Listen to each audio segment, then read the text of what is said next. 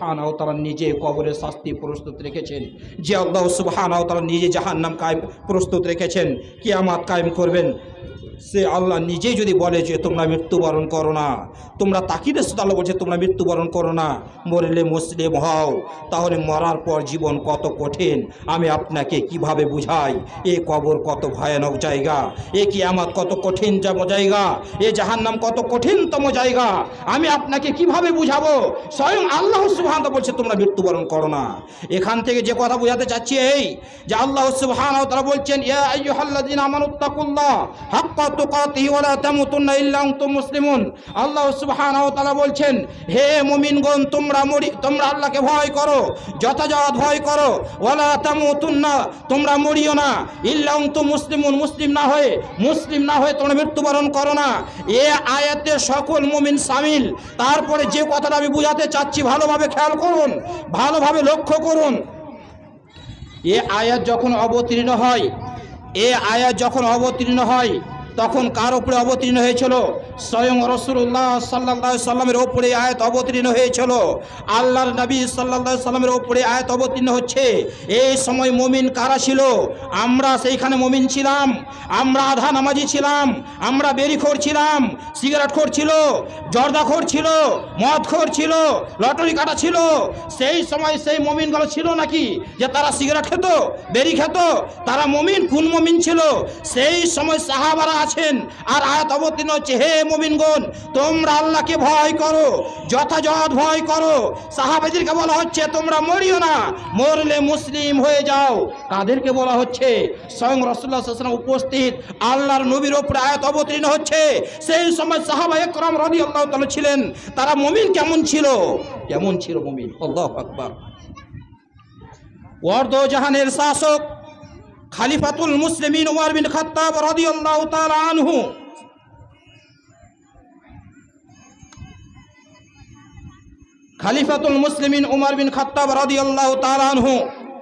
তিনি যখন মৃত্যুর শয্যায়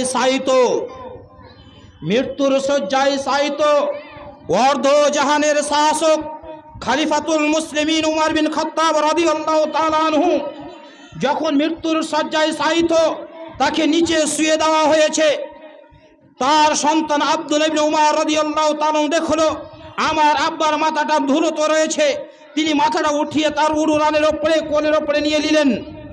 সেই সময় উমর রাদিয়াল্লাহু তাআলা জ্ঞান ছিল না, তিনি বেহুশ হয়ে অবস্থায় পড়েছিলেন। জ্ঞান ফিরে আসার পরে দেখছেন আমার মাথাটা আমার সন্তান আব্দুল্লাহ রাদিয়াল্লাহু তাআলা উপরে রয়েছে, তার উরুরানের উপরে রয়েছে। উমর রাদিয়াল্লাহু তাআলা বলছেন আব্দুল্লাহ, হে আমার পুত্র, হে আব্বু, তুমি আমার মাথাটাকে মাটির উপরে রেখে দাও, আমার মাথাটাকে তুমি নিচে রেখে দাও। উমর রাদিয়াল্লাহু তাআলা মাথা নিচে রেখে দেওয়া হলো। আজ অর্ধ জাহানের শাসক খলিফাতুল মুসলিমিন উমর বিন খাত্তাব রাদিয়াল্লাহু তাআলা আনহু আজ মাটির উপরে শুয়ে আছেন, নিচে শুয়ে আছেন, গালগুলোতে ধুলো লেগে যাচ্ছে, মৃত্যুর শয্যায় শায়িত। সেই সময় উমর বিন খাত্তাব রাদিয়াল্লাহু তাআলা বলছেন হে খাত্তাবের পুত্র উমর, হে খাত্তাবের পুত্র উমর, তোমার জন্য ধিক, বিচারে মাঠে যদি আল্লাহ সুবহানাহু ওয়া তাআলা তোমাকে ক্ষমা না করে। কে সে? উমর রাদিয়াল্লাহু তাআলা কে? যিনি মৃত্যুর শয্যায় শায়িত অবস্থায় অর্ধ জাহানের শাসক আজ নিচে শুয়ে আছেন, গালগুলোতে ধুলো লেগে যাচ্ছে, মৃত্যুর সময় নিজেকে আফসোস করে ধিক বলছে, হে খাত্তাবের পুত্র উমর, তোমাকে ধিক, বিচারে মাঠে যদি আল্লাহ সুবহানাহু ওয়া তাআলা তোমাকে ক্ষমা না করে। অথচ উমর রাদিয়াল্লাহু তাআলার ব্যাপারে রাসূল সাল্লাল্লাহু আলাইহি ওয়াসাল্লাম কতবার কথা বলে গেছেন, আমার পরে যদি কেউ নবী হতো উমরকে করে দেওয়া হতো। আল্লাহর নবী বলেছেন উমর তুমি জান্নাতি, আল্লাহর নবী বলেছেন উমর তোমার জন্য জান্নাত দেখে এসেছি। একাধিক সার্টিফিকেট পাওয়া গেছে উমর রাদিয়াল্লাহু তাআলা কথার প্রেক্ষাপটে একাধিক কোরআন আয়াত অবতীর্ণ হয়েছে। সেই উমর রাদিয়াল্লাহু তাআলা মৃত্যুর শয্যায় শায়িত অবস্থায় আজ নিজেকে ধিক্কার জানাচ্ছে, ধিক তোমাকে, যদি বিচারে মাঠে ক্ষমা না করে করা হয়, তোমাকে যদি ক্ষমা না করে তাহলে তোমাকে ধিক। আজ আমাদের কি হয়েছে? আজ আমরা কোথায় জান্নাতে সার্টিফিকেট পেয়ে গেছি যে আমরা আজ মুসলিম হওয়ার পরেও আজ আমরা নামাজ ছেড়ে বসে আছি, আমরা আধা নামাজি হয়েছি। যে সকল ভাইরা 5 ওয়াক্তের মুসাল্লি সালাত আদায় করে তারা আবার বেরি খায়, জর্দা খায়, সিগারেট খায়, আবার লটারি কাটে, তাসের আড্ডায় বসে থাকে, টিভির আড্ডায় বসে থাকে। এরা কোন সার্টিফিকেট পেয়েছে? অর্ধ জাহানের শাসক উমর রাদিয়াল্লাহু তাআলা মৃত্যুর শয্যায় তিনি নিজেকে ধিক্কার জানাচ্ছেন। বিচারের মাঠে ক্ষমা না হলে আজ আমাদের কি হয়েছে আমরা ভয় পাই না। অথচ আল্লাহ সুবহানাহু ওয়া তাআলা বলছেন ওয়ালা তামুতুন্না, তোমরা মৃত্যুবরণ করলে মরলে মুসলিম হয়ে যাও। উমর রাদিয়াল্লাহু তাআলা কত শক্ত ঈমানে ছিলেন, তারপরে আফসোস করেছিলেন। বিশ্বনবী সাল্লাল্লাহু আলাইহি সাল্লাম বারা বিন আযিম রাদিয়াল্লাহু তাআলা আনহু তিনি বলছেন কুন্না মা রাসূলুল্লাহ সাল্লাল্লাহু আলাইহি ওয়াসাল্লাম ফি জানাজা ফাজালাসা, আমরা আল্লাহ নবী সাল্লাল্লাহু আলাইহি ওয়াসাল্লামের এক জানাজায় ছিলাম। আল্লাহ নবী সাল্লাল্লাহু আলাইহি ওয়াসাল্লাম তিনি কবরের কিনারে বসে পড়লেন। আল্লাহ নবী চোখ দিয়ে ঝরঝর করে পানি পড়তে শুরু করলো। নবীজি চোখ দিয়ে ঝরঝর করে পানি পড়ছে, দাড়ি মোবারক ভিজে গেল, দাড়ি ভিজে মাটিতে পানি পড়তে শুরু করলো। আল্লাহ নবী সাল্লাল্লাহু আলাইহি ওয়াসাল্লাম সাহাবীদেরকে লক্ষ্য করে বলছেন ইয়া ইখওয়ানি লিমিসলি হাদা ফাইদ্দু, ও আমার ভাই সকল, হে আমার ভাই সকল, তোমাদের এই অবস্থা হবে, এর মতো তোমাদের এই অবস্থা হবে। অতএব কবরের জন্য প্রস্তুতি গ্রহণ করো, কবরের জন্য রেডি হয়ে যাও, কবরের জন্য সার্জন তৈরি করো।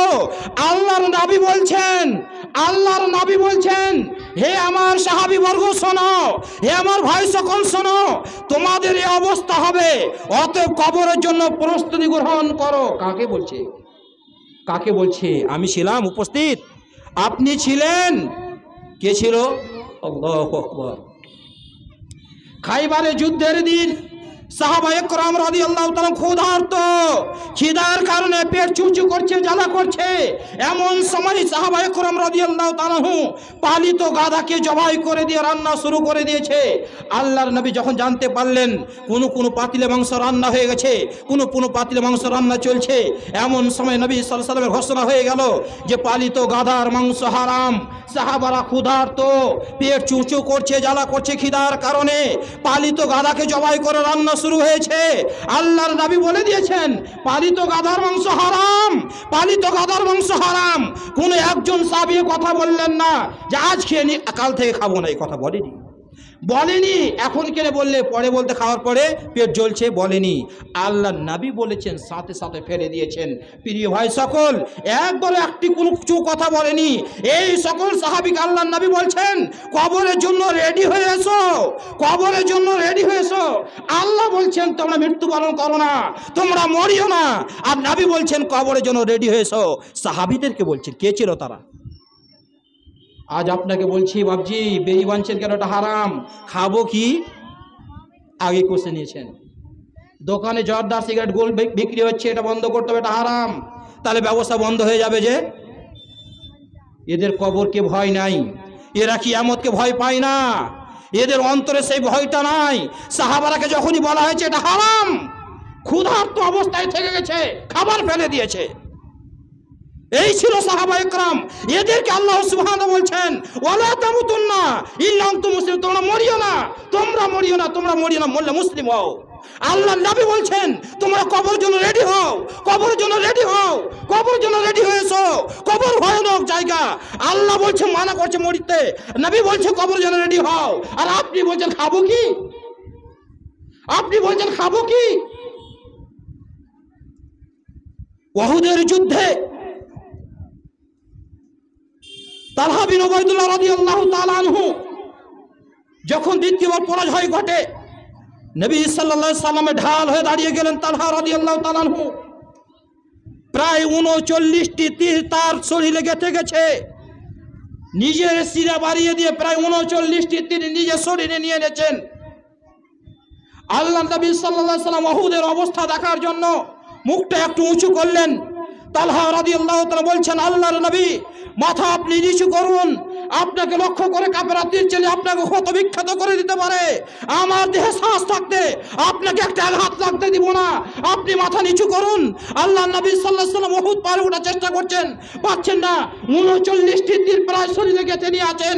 এমন সময় আল্লাহ নবীকে বলছেন, আল্লাহ নবী আপনি আমার কাঁধে চাপুন, আমি আপনাকে সহযোগিতা করছি। 39টি তীর শরীরে নিয়ে আল্লাহ নবীকে কাঁধে করে উহুদের পাহাড় উঠিয়ে দিলেন। এই সাহাবীকে লক্ষ্য করে বলা হচ্ছে তোমরা তোমরা কবরের জন্য প্রস্তুতি নাও। আল্লাহ বলছে তোমরা মরিও না, মরলে কবরের জন্য রেডি হয়েছো, মরিও না, মরলে মুসলিম হয়ে যাও। এরা ছিল মুমিন, এদেরকে আল্লাহ বলছে ইয়া আইয়ুহাল্লাযীনা আমানুত্তাকুল্লাহ, হে মুমিনগণ তোমরা আল্লাহকে ভয় করো হাক্কা তুকাতি, যেভাবে ভয় করা দরকার। ওয়ালা তামুতুন্না ইল্লা আনতুম মুসলিমুন, মরিও না, মরলে মুসলিম হও। এদেরকে যদি বলা হয় মরলে মুসলিম হও, আমাদের অবস্থা কি হবে? আমাদের অবস্থা কি হবে একবার ভেবে দেখেছি? প্রিয় ভাই সকল, একবার ভেবে দেখেছি তারা কোন ক্যাটাগরি মুমিন ছিল? তারা কোন পাওয়ারফুল ঈমান তাদের ছিল? সেই সাহাবাদেরকে নবী সাল্লাল্লাহু আলাইহি ওয়াসাল্লাম বলেন কবরের জন্য রেডি হয়ে এসো। তাহলে আজ আমাদের কি হয়েছে যে আজ আমরা কবরকে ভয় পাই না? আজ কেন কোরআন পড়তে গিয়ে নিজের চোখ দিয়ে পানি পড়ে না? কেন কোরআনকে আমরা অধ্যয়ন করতে পারি না? দুনিয়ার সব কাজ করার সময় পেলেন, রাজনীতির পিছনে ঘোরার সময় পেলেন, ব্যবসা করার সময় পেলেন, দুনিয়ার যাবতীয় কাজ করার সময় পেলেন, পবিত্র কোরআন তেলাওয়াত করার সময় পেলেন। আপনার 50-70 বছর আল্লাহ সময় দিল, এই সময় পর্যন্ত কোরআন তেলাওয়াত করতে বলেন না। এর চেয়ে বড় লজ্জার কি হতে পারে? এর চেয়ে বড় অপমান কি হতে পারে? এটাই আপনার জন্য সবচেয়ে বড় লজ্জার বিষয়। ঈমান বাড়বে কি করে আপনার? প্রিয় ভাই সকল, এই জন্য পবিত্র কোরআন তেলাওয়াত করলে ঈমান বৃদ্ধি পায়, পবিত্র কোরআন তেলাওয়াত করলে ঈমান বৃদ্ধি পায়। আল্লাহ সুবহানাহু ওয়া তাআলা উন্নয়তে বলছেন ওয়াল আস ইন্নাল ইনসানা লাফি খুস ইল্লা আল্লাযিনা আমানু ওয়া আমিলুস সালিহাত ওয়া তাওয়াসাউ বিল হক ওয়া তাওয়াসাউ বিস সবর। আল্লাহ সুবহানাহু ওয়া তাআলা বলছেন ওয়াল আস, সময়ের কসম। আল্লাহ সুবহানাহু ওয়া তাআলা সময়ের কসম করছেন। বিশ্ব জগৎসমূহের প্রতিপালক রব আল্লাহ সুবহানাহু ওয়া তাআলা কসম করছেন ইন্নাল ইনসানা লাফি খুস,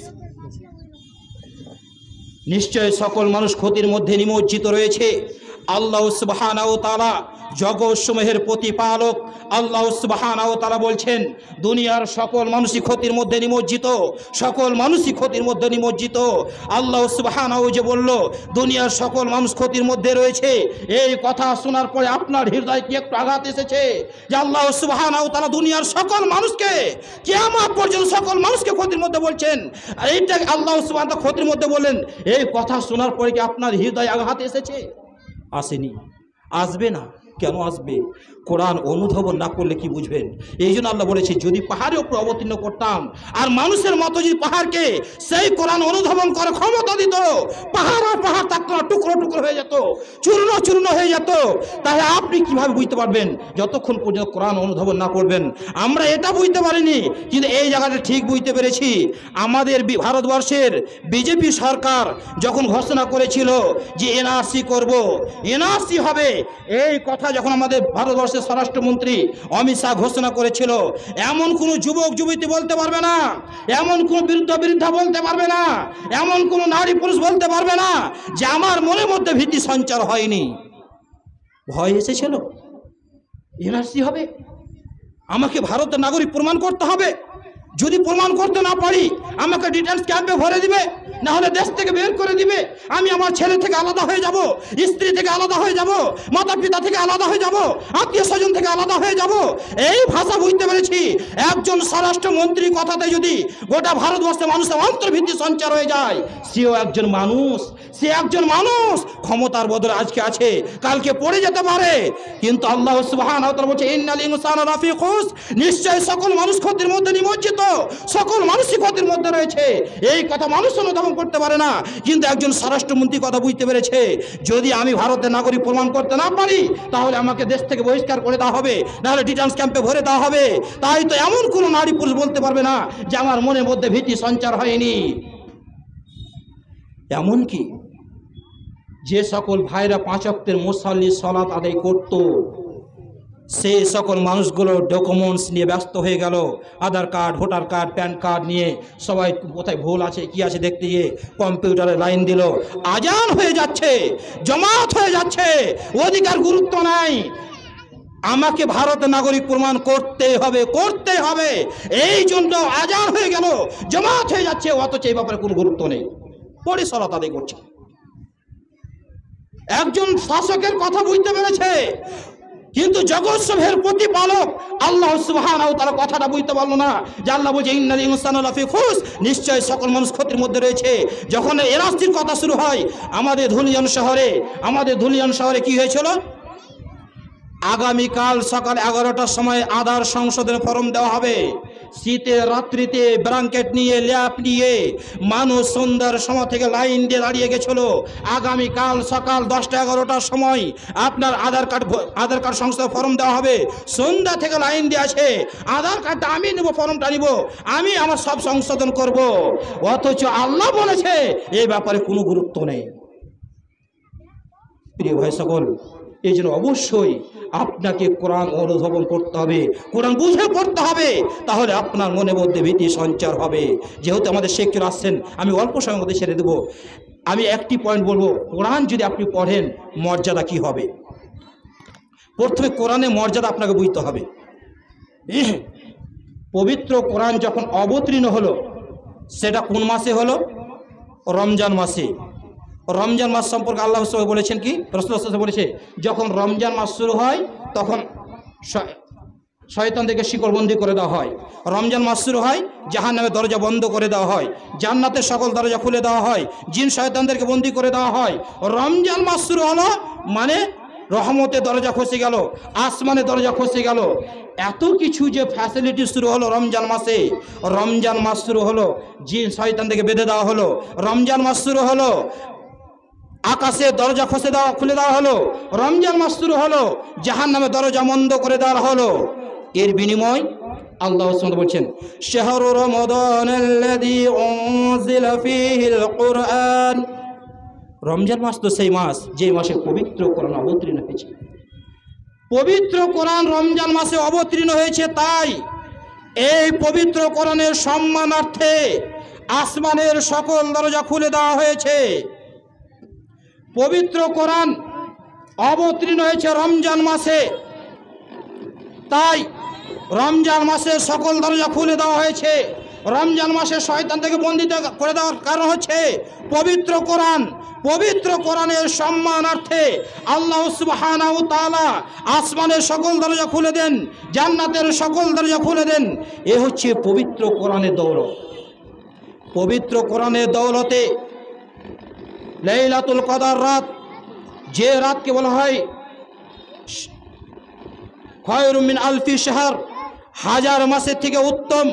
হাজার মাস ইবাদত করে যত নেকি হবে তার চেয়েও বেশি নেকি হবে লাইলাতুল কদর রাত্রিতে। লাইলাতুল কদর জাগরণ করলে তার চেয়ে বেশি নেকি হবে। এই যে রাত সম্মান পেল কিসের দৌলতে? পবিত্র কোরআনের দৌলতে। তাহলে পবিত্র কোরআনের সম্মানার্থে রমজান মাস সম্মান হলো, পবিত্র কোরআনের দৌলতে লাইলাতুল কদর সম্মানিত হলো, পবিত্র কোরআনের দৌলতে জনাবে মুহাম্মদুর রাসূলুল্লাহ সাল্লাল্লাহু আলাইহি সাল্লাম সকল নবীর শ্রেষ্ঠ নবী হলেন। পবিত্র কোরআনের দৌলতে সকল ফেরেশতার শ্রেষ্ঠ ফেরেশতা জিবরাইল আলাইহিস সালাম সম্মানিত হলেন। এই হচ্ছে পবিত্র কোরআনের সম্মানার্থ। পবিত্র কোরআনের জন্য আজ আমরা উম্মতে মুহাম্মাদি আমাদের কি সব ফ্যাসিলিটি হয়েছে? আল্লাহ বলছেন কুনতুম খায়রা উম্মাহ, তোমরাই শ্রেষ্ঠ জাতি। এই উম্মতে মুহাম্মাদিকে শ্রেষ্ঠ জাতি বলে ঘোষণা করা হয়েছে যে হে উম্মতে মুহাম্মাদি, তোমরাই শ্রেষ্ঠ জাতি, তোমরাই সম্মানিত জাতি। এই মুসলিম উম্মাকে আল্লাহ সুবহানাহু বলছেন তোমরা শ্রেষ্ঠ জাতি। এই উম্মা যখন শ্রেষ্ঠ জাতি, আজ এই জাতি লাঞ্ছিত অপমানিত হচ্ছে কেন? এই জাতি যেখানে সেখানে মার খাচ্ছে কেন? এই জাতি এখানে পদদলিত হচ্ছে কেন? অথচ আল্লাহ বলছে কুনতুম খায়রা উম্মাহ, তোমরাই শ্রেষ্ঠ জাতি। তোমাদের কাছে কেউ পৌঁছাতে পারবে না, ইহুদি পৌঁছাতে পারবে না, খ্রিস্টান পৌঁছাতে পারবে না, কেউ পৌঁছাতে পারবে না। তোমরাই শ্রেষ্ঠ জাতি। কিসের দৌলতে? আমরা ইহুদি থেকে কি কাজ করতে পেরেছি? খ্রিস্টানদের থেকে কি উন্নত মানে কি ঘটাতে পেরেছি? আমরা কি করতে পেরেছি? অত আল্লাহ বলছেন কুনতুম খায়রা উম্মাহ, তোমরাই শ্রেষ্ঠ জাতি। কিসের দৌলতে? যে বাইতুল মাকদিসকে আজ লড়াই চলছে, এতগুলো মুসলিমদের রক্ত চলে গেল মুসলিম ভাইদেরকে। সেই উমর রাদিয়াল্লাহু তাআলা খেলাফতকালে যখন বাইতুল মাকদিস বিজয় হয়, আবু উবাইদা বিন জাররা রাদিয়াল্লাহু তাআলা নেতৃত্বে যখন বাইতুল মাকদিসকে ঘেরা হয়, জেরুজালেমকে ঘেরা হয়, বাইতুল মাকদিসের বাদরি খ্রিস্টান বাদরি বলে দিল তোমাদের শাসকরা আসা পর্যন্ত দিব না। খলিফাতুল মুসলিমিন ওয়ার্দ জাহানের শাসক খলিফাতুল মুসলিমিন উমর বিন খাত্তাব রাদিয়াল্লাহু তাআলা আনহু, তিনাকে চিঠি লেখা হলো, আমিরুল মুমিনিন আপনি না আসলে তারা চাবি দিবে না, অতএব আপনি আসুন। উমর রাদিয়াল্লাহু বাড়ি থেকে বেরিয়ে গেলেন, মদিনা থেকে বেরিয়ে গেলেন, সাথে একজন গোলামকে নিলেন, জীর্ণ শীর্ণ পোশাক, তালি লাগানো পোশাক পরে অর্ধ জাহানের শাসক খলিফাতুল মুসলিমিন উমর বিন খাত্তাব রাদিয়াল্লাহু তাআলা আনহু, তিনি এখন ছিঁড়া তালি লাগানো জামা পরে তিনি বাইতুল মাকদিসের জয়ের জন্য মদিনা থেকে বেরিয়ে পড়লেন, মদিনাতে চলে যাচ্ছেন।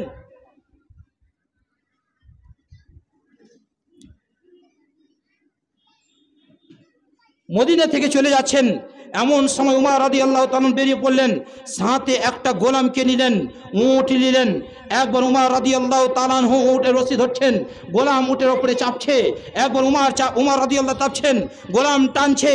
যখন জেরুজালেম প্রবেশ করবেন ওই সময় পালি পড়ল উমর রাদিয়াল্লাহু তাআলাকে রশি টানতে হবে, গোলাম চাপবে উটের উপরে। আর জীর্ণ শীর্ণ পোশাক পরে, তালি লাগানো পোশাক পরে উমর রাদিয়াল্লাহু তাআলা এখন বেরিয়ে চলেছেন। যখন জেরুজালেম প্রবেশ করছেন, আবু উবাইদা বিন জাররাহ রাদিয়াল্লাহু তাআলা আনহু এই দৃশ্য দেখে তিনি নিজেকে আর সহ্য করতে পারলেন না। অর্ধ জাহানের শাসক খলিফাতুল মুসলিমিন উমর বিন খাত্তাব রাদিয়াল্লাহু তাআলা আনহু, সেই উমর রাদিয়াল্লাহু তাআলা আনহু আজকে জীর্ণ শীর্ণ পোশাক, তালি লাগানো পোশাক পরে আসছে, আমাদের সব যেন মান সম্মান নষ্ট হয়ে গেল। তিনি দৌড়িয়ে এসে উমর রাদিয়াল্লাহু বলছেন, কি করলেন আপনি? উমর, খ্রিস্টানরা কত চাকচিক্য, তারা কত পরিষ্কার পরিচ্ছন্ন বুঝে, আর আপনি আজকের দিনে একটা সুন্দর পোশাক পরে আসতে পারতেন। উমর রাদিয়াল্লাহু তাআলা বললেন, আবু উবাইদা, আমার কি দাম রয়েছে ইসলামে? আমি তো একটা মরুভূমির রাখাল, কে চিনতো আমাকে, কে জানতো? কে উমরকে চিনতো? উমরের কি শক্তি ছিল, কি ক্ষমতা ছিল? আজ আমি অর্ধ জাহানের শাসক, কিসের দৌলতে হলাম? আমি আল্লাহকে ধরেছি বলে, কোরআনকে একরে ধরেছি বলে, রসুলকে মেনে নিয়েছি বলে আমার কি মূল্য রয়েছে, আমার কি দাম রয়েছে? আজ আমি কোরআনকে একরে ধরেছি বলে আল্লাহ সুবহানাহু ওয়া তাআলা আমাকে সম্মান দিতে দিতে অর্ধ জাহানের শাসক করে দিয়েছে। আজ আমাদের কি হয়েছে? এই জাতি কোরআনকে ছেড়ে দিয়েছে, এই জন্য এই জাতিকে লাঞ্ছিত হতে হচ্ছে, অপমানিত হতে হচ্ছে। আজ কোরআনের সাথে আমাদের সম্পর্ক নেই, কোরআনের সাথে সম্পর্ক আমাদের দূর হয়ে যাচ্ছে, যার কারণে আজ আমরা পৃথিবীতে লাঞ্ছিত হচ্ছি, অপমানিত হচ্ছি, আজ আমরা অপমানিত হয়ে যাচ্ছি।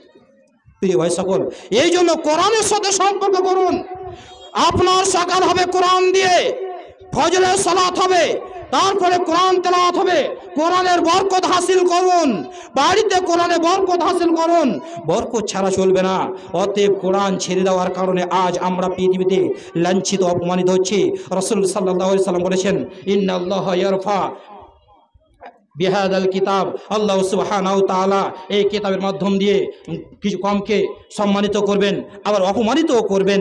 পবিত্র কোরআন দিয়ে সম্মান পাওয়া যাবে, পবিত্র কোরআন দিয়ে অপমানিত হতে হবে। আজ এই মুসলিম জাতি কোরআনকে ছেড়ে বসেছে, এই মুসলিম উম্মাহ কোরআনকে ছেড়ে দিয়েছে, যার কারণে আজ এই উম্মাত শুধু লাঞ্ছিত আর অপমানিত হচ্ছে, যেখানে সেখানে আজ এদের উপরে জুলুম করা হচ্ছে। অতএব যদি মনে করতে চান যে এই জুলুম থেকে আমি বাঁচতে চাই, তাহলে অবশ্যই পবিত্র কোরআনের দিকে ফিরে আসতে হবে, কোরআন অধ্যয়ন করতে হবে, পড়তে হবে, কোরআনকে নিজের জীবনে বাস্তবায়িত করতে হবে, তাহলে অবশ্যই আপনি সফলতা অর্জন করতে পারবেন, নচেত পারবেন না। এই হলো কোরআনের সম্মান। এখন যদি আমি কোরআন পাঠ করি তাহলে ফজিলত কি রয়েছে, ফজিলত কি রয়েছে? রাসূল সাল্লাল্লাহু আলাইহি ওয়াসাল্লাম বলছেন, খায়রুকুম মান তাআল্লামাল কোরআন ওয়া আল্লামাহু, যে ব্যক্তি তোমাদের মধ্যে যে কোরআন শিখলো এবং অপরকে কোরআন শিক্ষা দিল, এই হচ্ছে সবচেয়ে উত্তম। তোমাদের মধ্যে সেই ব্যক্তি সর্বশ্রেষ্ঠ, সেই ব্যক্তি উত্তম যে নিজে কোরআন শিখে অপরকে কোরআন শিক্ষা দেয়। প্রিয় ভাই সকল, এই কোরআনকে সরাসরি বলা হয়েছে রহমত, এই কোরআনকে সরাসরি হেদায়েত বলা হয়েছে, এই কোরআনকে শিফা বলা হয়েছে। আমি একটা ভিডিও দেখছিলাম, ওখানে লেখা হয়েছে যে মসজিদে নববীর ইমামকে হার্ট ব্লক হয়েছিল, হার্ট ব্লক হয়েছিল। হার্ট ব্লক হওয়ার পরে তিনি মনে মনে চিন্তা করলেন কি করা যায়। তখন ভাবলেন, ওহো, কোরআনকে তো আল্লাহ পাক কোরআন বলেছেন শিফা উল্লিমা ফিস সুদূর, এটা হচ্ছে অন্তরের আরোগ্য, অন্তরের আরোগ্য। এই কথাটা তার পূর্ণ বিশ্বাস ছিল, এই জন্য তিনি দীর্ঘ প্রায় 5-6 মাস ভালোভাবে কোরআন তেলাওয়াত করলেন। কোরআন তেলাওয়াত করার সাথে আবার চেক আপ করে দেখলেন তার হার্ট একেবারে সুস্থ। আল্লাহু আকবার। এই জন্য কোরআন হচ্ছে একটা আরোগ্য, পবিত্র কোরআন হচ্ছে রহমত। অতএব প্রিয় ভাই সকল, কোরআনের অনেক ফজিলত, অনেক মর্যাদা রয়েছে। যেহেতু আমাদের শরীয়তের শেখ উপস্থিত হয়েছেন, আর আমি কিছু বলছি না। এই জন্য সকল ভাইদের কাছে আবেদন, গ্রামবাসীদের কাছে আবেদন থাকবে, অবশ্যই আপনারা কোরআনের সাথে সম্পর্ক করুন, কোরআনকে নিজের জীবনে বাস্তবায়িত করুন, কোরআন অধ্যয়ন করুন, নিজের ছেলে মেয়েকে কোরআন শিক্ষা দিন, আপনার বাড়িতে কোরআনের চর্চা শুরু করুন। সকাল হবে আপনি শুরু করে ছেলে মেয়ে সবাইকে কোরআনের শিক্ষা দেন, আগে কোরআন শিক্ষা দেন, নাহলে আপনি লাঞ্ছিত অপমানিত হবেন, এই জাতি লাঞ্ছিত হয়ে যাবে। অতএব কোরআনের সাথে সম্পর্ক করুন। পরিশেষে আল্লাহ সুবহানাহু ওয়া তাআলা দোয়া করি, আল্লাহ রাব্বুল আলামিন আমাদের সকল ভাইদেরকে যেন পবিত্র কোরআন অধ্যয়ন করার, পড়ার এবং অধ্যয়ন করার তৌফিক দান করেন। আমরা সকলে যেন কোরআনের সাথে সম্পর্ক করতে পারি, আল্লাহ তার তৌফিক দান করেন বলে আমিন। এই বলে আমি আমার বক্তব্য শেষ করছি। আসসালামু আলাইকুম ওয়া রাহমাতুল্লাহি ওয়া বারাকাতুহু।